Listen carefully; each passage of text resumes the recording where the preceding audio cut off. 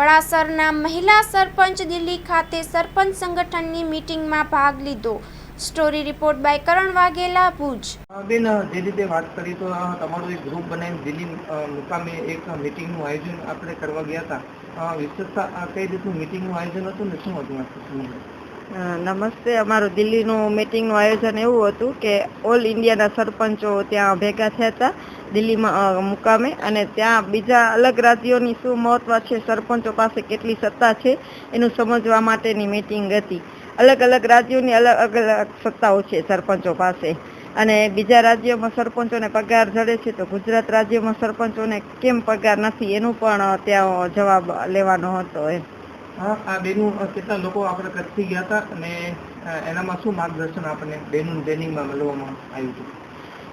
કચ્છથી અમે 9 બહેનો સરપંચ ગઈ હતી, બધા તાલુકામાંથી અલગ અલગ હતી, અને 2-3 બહેનો પંચાયતના સદસ્ય હતા।